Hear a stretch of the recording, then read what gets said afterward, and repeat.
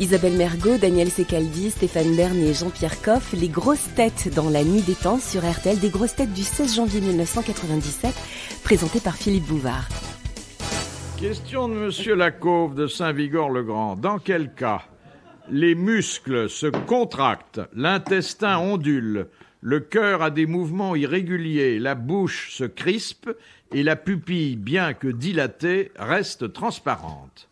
C'est Crise d'épilepsie. Non. Quand on éternue? Non.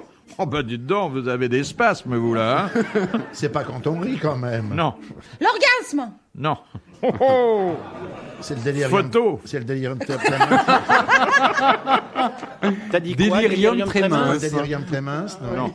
La pupille reste transparente La malgré... pupille, et ça c'est peut-être l'indication principale, bien que dilatée, reste transparente. C'est quand on Des est convulsions. endormi pour une opération, c'est de l'anesthésie. Endormi pour une opération, c'est un- une litote. c'est Quand on est On mort, tombe dans les pommes. C'est l'agonie, Quand on- non? quand on est mort, Alors, on est mort dans quelles Juste avant. circonstances? Dans le coma profond. Non, Le mort naturel. non, non. Crise Ah, cardiaque. étranglé, on a un truc en plus. noyé. Étranglé, on a un petit truc en plus. Oui, oui, La petite a dit noyée. non, Une mort violente. oui, Pas écrasée, quand même. non, Poignardé? non. Une mort qui n'est plus pratiquée chez nous. La pendaison. Non. Empalement. Couper le cou? C'est quand on a décapité quelqu'un que ces symptômes se produisent. Mais d'ailleurs, ça se voit à l'œil nu puisque la Je veux tête est plus de main séparée rouge du maintenant, ça corps. me fait plus, là. C'est une bonne réponse de Daniel Secaldi, confirmée par Isabelle Mergo. Oui, on voit plus ces trucs-là. Il y a Encore encore un spectacle qui a disparu. Et ça marchait bien, pourtant. On pouvait y aller dans le temps Je sais assez pas si vite. vous avez du monde. Vous devriez relire, Jean-Pierre, la description du supplice de Damien. T'as vu Et comment il dit? Damien. Il dit relire, Il comme était quoi il te roué, Oui, parce soupçonne. que j'imagine pas de qu'il pas l'a voir lu le- quand même, le supplice de Damien qui avait assassiné, Il a été tenté de... Louis il a XV. été écartelé, Louis XV, il a été écartelé, mais seulement après qu'on lui ait d'abord tenaillé au fer certaines parties sensibles du corps. La et main non. Ah, les doigts, la poitrine, les oreilles. le gras des cuisses et le nombril. Et on a fait couler On a dedans vraiment du l'impression soufre que et vous du étiez plomb. là. Hein. Mais oui. Il raconte bien. Non mais attendez, et le bon peuple de France allait regarder sur place. Mais à la fin, ils étaient un peu dégoûtés parce qu'on a eu beau l'écarteler en quatre, ça faisait 30 ans que le bourreau n'avait plus pratiqué ça. Mais il était toujours pas mort, le brave gars. Alors il Et a les fallu turfistes l'achever. ont trouvé que l'arrivée des chevaux était un peu désordonnée. Il a fallu le poignarder, le malheureux. Mais il avait perdu la main, le bourreau. Il a fini poignardé? D'ailleurs, il a perdu sa charge. Bien fait pour lui. Hein, voilà. Un mauvais. Mais il vivait encore alors qu'il avait tous les membres. Qui est Mais le oui, bourreau bah, Alors il y avait son petit tronc qui vit. bah, il y avait le tronc et la tête, oui, C'est ça. tout ce qui restait. Ça faisait un tas de monde. Ah là là. Ah oui, oui, quand il n'y a plus que Puis le les gens tronc, allaient on peut pas regarder, hein, il y écarteler. avait du ça, c'est- monde. Bah, il n'y avait pas la Ouais. télé à l'époque. Vous vous Oui, mais souvenez, Stéphane, de ce qu'il a dit en partant pour le supplice? C'est Il pas a dit possible, vous la êtes plus journée sera rude. Non, c'est vrai ça? Ça a duré vrai. 4 heures, n'empêche. Ouais. cette histoire. Oui, mais ça filmé, si vous avez l'exclusivité du truc, vous pouvez faire un bon score. C'est pas pour un truc du soir, c'est pour avant le repas. ça. Non mais allez interviewer le type dont il ne reste que le tronc et la tête, peut-être. S'il peut Ça parler pourrait être bien, encore. On dit, parler, si oui. c'est pas un Italien qui parle pas avec les mains, ça va? Il faut plusieurs micros. Quoi, c'est tout. Question de Monsieur Nicolas Jacques de Reims. Quel honneur Louis XI fit-il à Jacques Coeur, son grand argentier, pour le remercier de ses subsides? Il lui a donné un titre.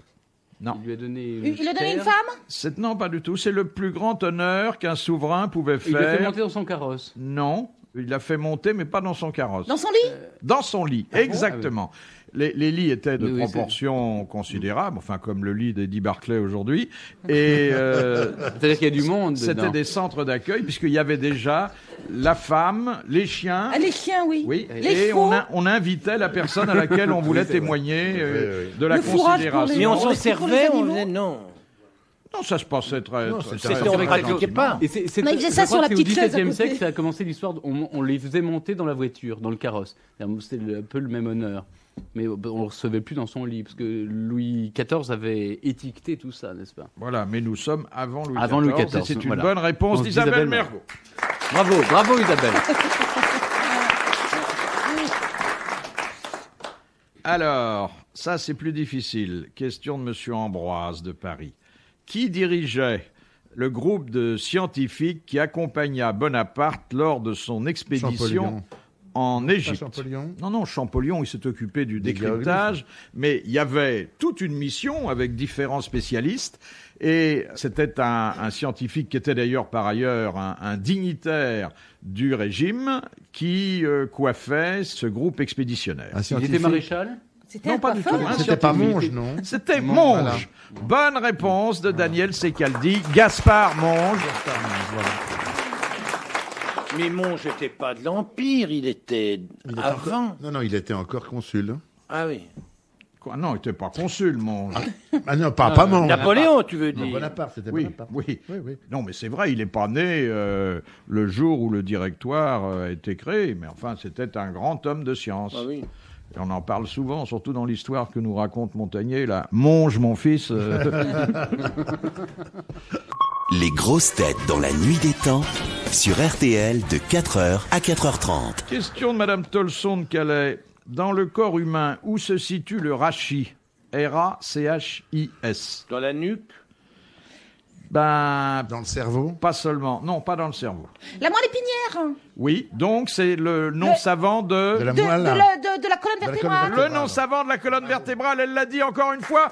Bonne réponse d'Isabelle Vernet. Vraiment, elle a un père qui est chirurgien. Tiens-toi à droite, Isabelle. C'était très difficile comme question. Et quelqu'un de rachitique, c'est quelqu'un qui n'a pas évolué non plus de ce côté-là. hein. Et le bulbe rachidien, il est peut-être il est là, le bulbe rachidien en haut de la colonne vertébrale, c'est ça? Tout à fait. Oui. C'est là. Et le- Oui. Voilà. Tu veux Oui, mais faire un c'est- dessin, Isabelle? Il y a le rachis parmentier. Non, c'est autre chose. Oui, là. C'est quand t'as pas la patate, ça. Question de Madame Tomza. Quelle performance Paul Valéry a-t-il réalisé lors de son discours d'entrée à l'Académie française alors qu'il venait d'être élu au fauteuil d'Anatole France? De ne pas citer son Il n'a pas prédécesseur. cité Il Anatole n'a France. pas cité une seule fois. Bonne réponse de Stéphane Bern et merci aux autres. C'est d'ailleurs méchant parce que c'était un bon écrivain, Anatole. hein. Peut-être pour des raisons d'ordre politique. Oui, Non. oui. C'est vrai que c'est un exercice, une figure imposée. Quand on est élu à l'Académie française, il faut faire faut faire des l'apologie, recherches d'abord. D'abord, et puis il Sur faut ce- surtout couvrir de louanges son prédécesseur. Mais il y en a d'autres. hein. Il y en a un qui avait refusé en disant « Oh, oui, il y a 30 livres à lire et j'ai pas le temps. » Et bon, et puis il a parlé d'autre chose. C'était qui, ça? Qu'est-ce qui a fait cette grossièreté? Je crois que c'est un duc. Au temps où il y en avait encore. Il y a toujours un évêque ou un cardinal. Il n'y en a plus. Et il y maintenant. avait Ah les si, ducs. ah, si, il y a- comment Bien sûr Ah, si, qu'il y a un si, cardinal. il y a encore un cardinal. Ah, mais Il y a c'est un cardinal. Audiard qui faisait dire à un de ses personnages « Il faut un duc Duc, à l'Académie comme il faut une négresse dans un bordel. Il n'y a plus de bordel, donc il n'y a plus de duc à l'Académie. Il n'y en a pas un nouveau, là? Non. Un duc? Le dernier, c'était lequel? Si, Le il y a Ah, Castres, si, il y a il y a- Il y a, Mort. si, il y a Bourbon-Busset. Il n'est pas duc. Il est Il est quoi quoi, alors? Il est Jacques de Bourbon-Busset. Mais il est académicien. Oui, il est oui. académicien. Il y avait Mais le ça, on ne l'est duc pas de Breuil, naissance, mon petit Daniel. Hein. Il y avait le duc de Castres. Mais ils évidemment. sont pas bien, tous ceux-là. Mais non, ils étaient pas. Il y avait Lévi-Mirepoix. Oui, Lévi Mirepoix. Ouais. Oh, qui était C'était un formidable. vieux charmant. Ah, c'est Ouais. c'est un de oui. mes copains, enfin, si je puis dire, pardon, eu égard à sa mémoire, mais cet historien qui était extraordinaire, quand Giscard d'Estaing, en 75, avait décidé qu'il n'y aurait plus de titres, on ne donnerait plus les titres de noblesse qu'il voulait faire peuple, il avait raison, surtout dans s'appelant Giscard d'Estaing. Et alors, il avait décidé qu'à l'Élysée, on ne donnerait plus les titres. Et alors, le duc de Lévi-Mirepoix est arrivé à l'Élysée, il a tendu sa carte à l'aboyeur, il a dit « Annoncez-moi, monsieur Lévy ». Et on a un nom. Moi, j'ai un souvenir qui se situe à la place où est Jean-Pierre Coff. C'était il y a plus de 25 ans. Je faisais ici même, mais dans un grand studio qui avait une autre allure, une émission qui s'appelait RTL Non-Stop. Et je présentais des gens qui, sans moi, ne se seraient sans doute jamais rencontrés. Et un jour, j'ai présenté à Georgette Lemaire le duc de Lévi-Mirepoix. Alors le duc était vraiment grand seigneur jusqu'au bout des ongles, et qui était en plus un personnage extrêmement gentil, s'est penché avec beaucoup de classe, comme Jean-Pierre Coff tout à l'heure, Merci, et a Philippe. baisé la main de Georgette Lemaire, qui s'est tourné vers moi et qui, à voix à peine étouffée, le micro en a recueilli des bribes, a dit « Pourquoi il me lèche ce vieux cochon-là ?»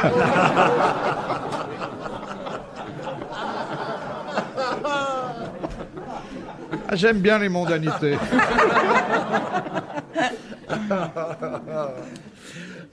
Question de Monsieur Grandin.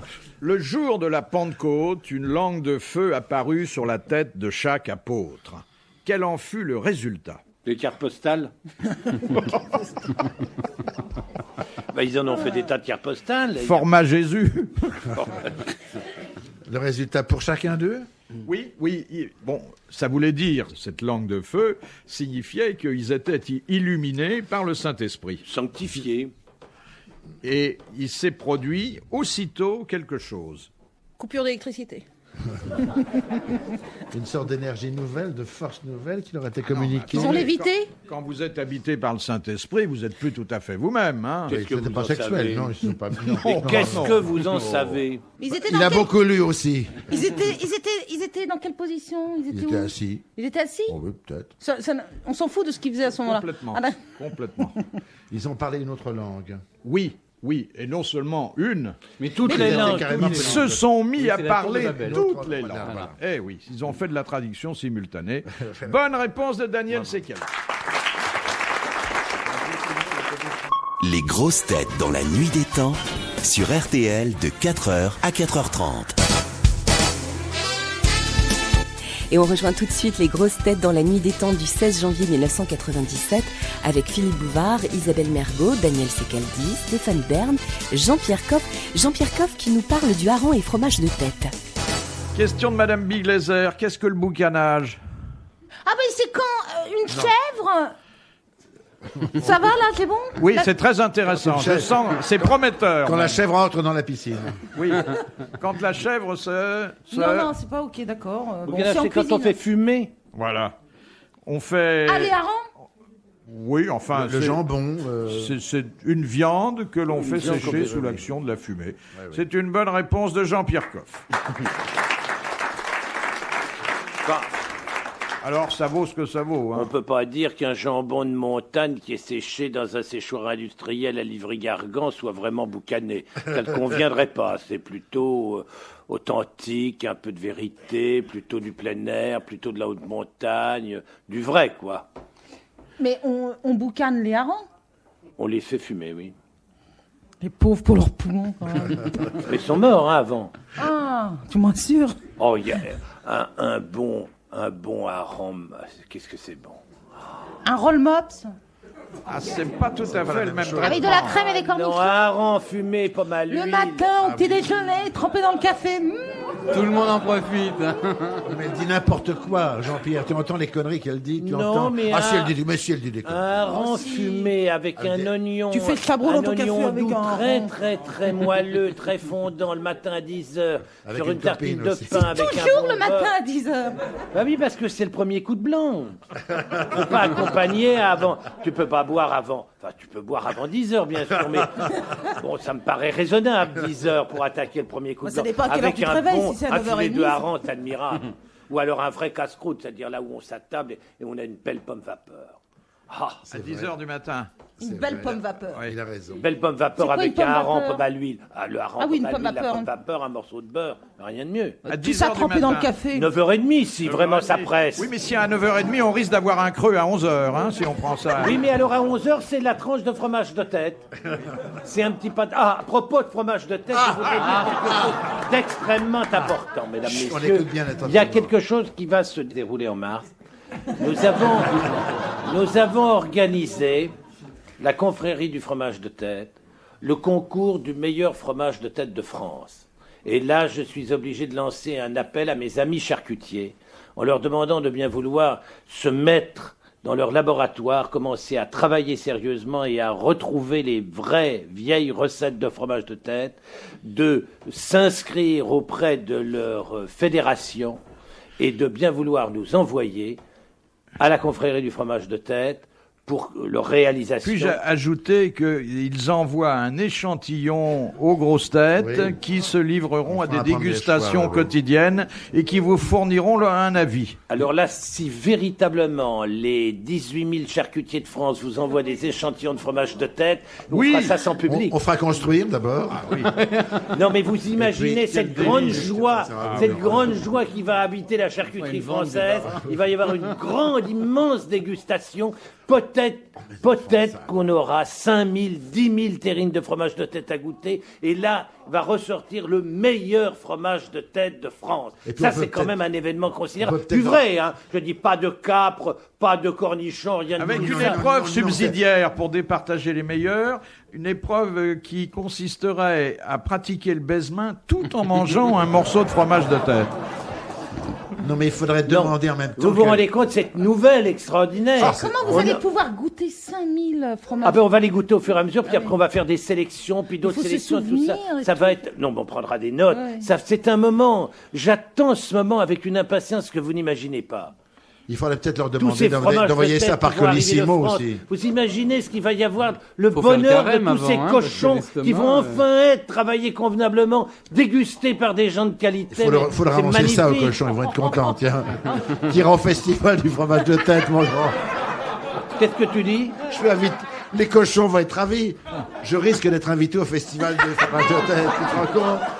Reçu, mais c'est formidable pour les Non cochons. mais est-ce que tu réalises quand mais même oui, que... mais je sais, mais cette nouvelle Un malheureux cochon maltraité par un cochonnier, et tout à coup, là, on est en train de bien sûr. leur proposer une véritable expérience, l'expérience de la qualité. C'est la Tu te rends promotion compte comme sociale c'est du cochon, enthousiasmant ça. pour un porc, ça, tout à coup, terminé dans une vraie terrine de fromage de tête, dégusté ouais. par des gens comme moi, mais c'est une Comme fin ça, on en s'en fout, mais soi. comme nous surtout. On fera la présélection. On va demander aussi à quelques bons producteurs de vin de nous envoyer quelques bouteilles pour accompagner ça. Et pour n'importe quelle merde. Et un peu de pain de campagne Un peu de pour pain de mettre campagne. avec Non, vous pouvez pas. Mon cher, on voit que vous n'avez jamais fait de dégustation sérieuse. Quand vous attaquez 250 fromages de tête dans la journée, vous n'allez pas en plus vous bourrer de pain. Ah oui, c'est vrai, oui. Mais je comptais pas aller jusqu'à 250. Ah oui, mais oubliez, vous travaillez, vous ne travaillez pas, c'est du travail sérieux. On se repasse, on déguste, on note, puis on passe au suivant.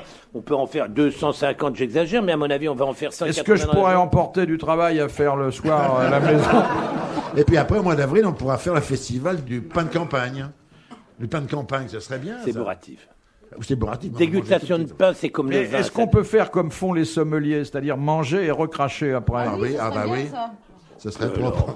Non, mais c'est pas bête. Le parce que- sommelier, il déguste et il Ah, crache. mais c'est propre, on a des choses près de Pourquoi soi, on c'est bien. avalerait Bah oui, c'est vrai, ça. le pâté de... Bah oui, il a raison. Vous alors avez qu'on déjà avale vu pas un le vrai vin. sommelier qui recrache, Ah vous oui. Ah non, pas les sommeliers. Oh. surtout Tu pas vas au dans les- McDo, tu pas dans les goûtes, tu restaurants. recraches. Hein. Ah oui, mais ça, je comprends. Je l'ai déjà fait. Oui, bah alors, pourquoi on le fait pas, nous, pour le pâté de tête? Retrouvez les grosses têtes dans la nuit des temps à tout moment sur RTL.fr.